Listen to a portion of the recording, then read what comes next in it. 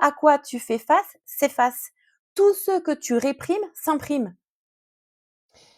Hello, hello, bienvenue dans cette vidéo 2 qui continue de parler de cette technique qui est le journaling. Aujourd'hui, on va s'occuper en fait de la deuxième catégorie de pensées que vous avez déjà jetées sur votre feuille, sur votre page, dans votre carnet. Cette catégorie en fait consiste à aller commencer à dialoguer avec vos pensées. Et donc, quelles sont les pensées là que vous allez entourer ou surligner d'une autre couleur? C'est toutes celles qui ne servent pas votre intérêt le plus haut. C'est souvent les pensées qui vous bloquent, des croyances, qui vous limitent, qui vous freinent. C'est tout ce que vous dites à propos de vous de manière pas super, glorieux. Voilà. Qu'est-ce que ça peut être? Ça peut être, des pensées comme, «Je ne mérite pas», comme, «Je suis pas capable», «Je n'y arriverai pas», «Rien ne fonctionne». Qu'est-ce que ça pourrait d'autre encore? «Je suis nul». Pas mal celle-là. «Je suis nul». Je ne mérite pas d'être aimé. Tout ce genre de pensées-là. Donc, ce sont des exemples en fait, très personnels. Parce que oui, bien sûr que forcément à un moment donné, ça sort, hein, dans une vie, dans une situation. Le «je n'y arriverai jamais», ça sera toujours comme ça. Le côté un peu, fataliste, on est humain, donc on est humain et le but en fait de cette technique, c'est d'être bienveillant avec soi-même et d'aller dialoguer de manière vraiment, en toute, douceur, en premier. Donc entourer, surligner en fait toutes les pensées qui sont pas très, très super vous concernant. OK? Je vous rappelle que toutes ces pensées-là sont des clés. Quand on dit que les clés sont en vous, la technique du journaling permet de mettre en lumière vos clés. Pas de s'attacher à ces pensées-là, pas, de les faire s'ancrer, mais d'aller venir dialoguer avec. Le concept de dialoguer avec vos pensées qui sont pas super, glorieuses et qui ne vous mettent pas en valeur, en fait, c'est la technique de «je les regarde». Je les observe sans les juger. Juger une pensée, c'est donner son opinion sur la pensée, en fait. Donc, dans «je ne suis pas capable» ou «je suis nul», le but, il n'est pas d'aller juger cette pensée-là, ça on est très fortiche, justement, c'est d'aller venir switcher et de vous poser avec cette pensée-là en mode bienveillance, en mode, comme si vous étiez à un after work. Vous vous posez à une table avec un cocktail, comme si la pensée, cette pensée-là, là, pas super, elle est en face de vous et que c'était votre meilleur ami, en fait, qui vous parlait en vous disant: «Je suis nul, il y a rien qui fonctionne». Quelle serait, vous, votre attitude, votre réaction face à votre meilleur ami qui vous dirait ça? Le but du journaling, il est là, d'aller venir dialoguer avec vos pensées, c'est sortir du jugement et être observateur. Donc, qu'est-ce que vous diriez à votre meilleur ami qui vous dirait: «Je ne suis pas capable, il y a rien qui fonctionne»? Vous allez peut-être, et je vous invite justement à pousser un petit peu plus la pensée. C'est-à-dire, dans quel domaine es-tu nul? Qu'est-ce qui fonctionne pas vraiment? Dis-moi en plus. Et c'est là où vous commencez à rentrer avec cette pensée-là: «Je suis nul». Mais dans quoi vraiment es-tu nul? Une fois que vous avez entouré et surligné, en fait, posez-vous 5 minutes avec cette pensée-là, en mode: «J'observe». Je ne suis pas acteur, je suis spectateur de cette pensée-là. Parce que je ne suis pas cette pensée. Commencez à dialoguer avec bienveillance en lui disant: «OK, cette pensée-là, là, je suis nulle. Dis-moi en plus, en fait. Dans quoi es-tu nul?» Et ce qui est intéressant, c'est que pour chaque pensée, aller discuter, c'est aussi aller dire: «OK, donc ça, c'est réel, c'est ce que tu penses. Le but, il est pas de masquer, encore une fois, parce que si vous masquez une pensée, ben vous la muselez. Si vous la muselez, en fait, elle va crier encore plus fort.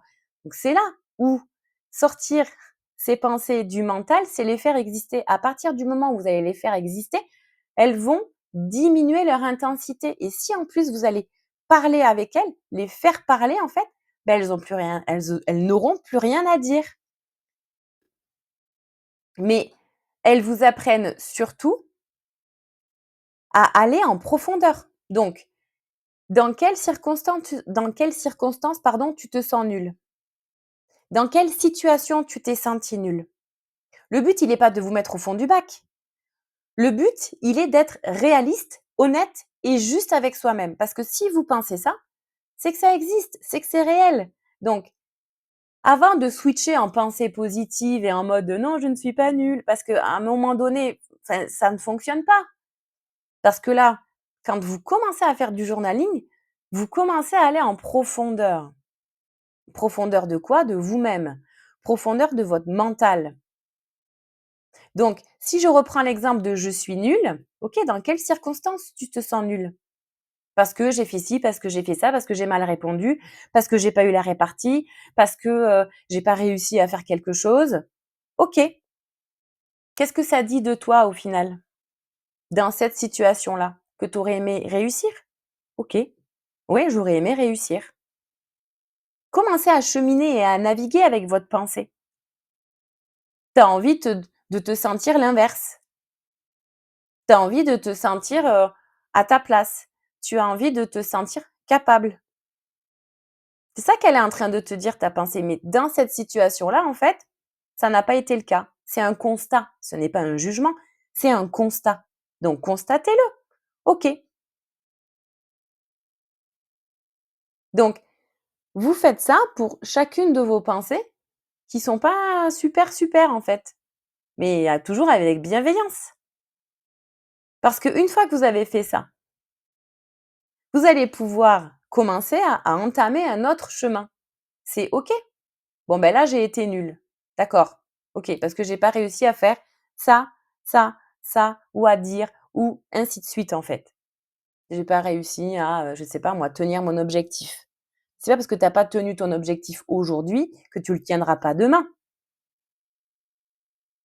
Donc, encore une fois, en bienveillance, qu'est-ce que je mets en place pour me sentir l'inverse de nul? Qu'est-ce que je mets en place? Qu'est-ce que je décide de mettre en place, en fait, pour entamer ce chemin de je veux me sentir capable? Dans la pensée de je ne mérite pas. Encore une fois, dialogue en after work avec un cocktail. Tu ne mérites pas de quoi? D'aller bien? D'être heureux? D'être aimé? Qu'est-ce que c'est? Donc, encore une fois, avec bienveillance. Demande en fait, dans quoi? Va un petit peu plus creuser. En mode meilleur ami. Tu ne mérites pas d'être aimé. Qu'est-ce qui te montre? Note-le. Qu'est-ce qui te montre et qu'est-ce qui te prouve que tu ne mérites pas d'être aimé? Parce que truc-muche ou truc machin ne te porte pas d'intérêt? Point d'interrogation. Ça peut être autre chose. Mais est-ce que parce que truc-muche ou truc machin, en fait, ne te porte pas d'intérêt, tu ne mérites pas d'être aimé? Est-ce que tu trouves ça juste? Ça aussi. Est-ce que ça fait du sens? Parce que peut-être que truc-muche ou truc machin, en fait, c'est pas la personne qui te convient. Donc à quoi tu t'attaches finalement? Notez en fait le déroulement de votre cheminement, mais parce que vous allez dialoguer avec votre pensée. Bien sûr qu'elle est inconfortable. C'est pour ça qu'on finit pas les phrases. Je suis nul. Elle est pas finie la phrase, mais dans quoi? Dans quel domaine? Dans quelles circonstances? Quel jour? Quelle année? Avec qui? Elle est pas finie la phrase, donc finissez-la. Prenez le temps de la finir. C'est juste que c'est tellement, pas cool qu'en fait on finit pas la phrase. Mais si vous finissiez la phrase en entier, vous commenceriez en fait à avoir cette piste de cheminer et dialoguer avec mes pensées. Tout ce à quoi tu fais face s'efface. Tout ce que tu réprimes s'imprime. Donc à un moment donné, fais face à ta pensée. Entends-la, écoute-la et pose-lui des questions. Parce que là, tu vas retrouver du sens. Là, tu vas retrouver du sens, vraiment. Mais surtout, tu vas aussi retrouver une justesse, une justesse de perception, une justesse de vue. Avec quel prisme, en fait, je regarde la situation? Avec quelle facette? Avec quelles lunettes? Est-ce que j'ai des lunettes qui grossissent? Est-ce que j'ai des lunettes qui rétrécissent? Est-ce que j'ai des lunettes qui me font voir flou? Avec quelles lunettes tu regardes la situation? Et dialoguer avec ses pensées, faire du journaling, c'est ça. C'est pas prendre une pensée pour vérité vraie, mais c'est aller la challenger et décortiquer-la. Parce que si vraiment vous vous posez en mode cocktail, terrasse, soleil, peu importe où en fait, en mode: «OK, je vais venir, entendre, te poser des questions sur ce que tu es en train de me dire». Après vous choisissez, quelle pensée, pas cool vous souhaitez, décortiquer aujourd'hui. Vous en choisissez qu'une au début. Puis demain vous en choisirez une autre, vous aurez tout un florilège.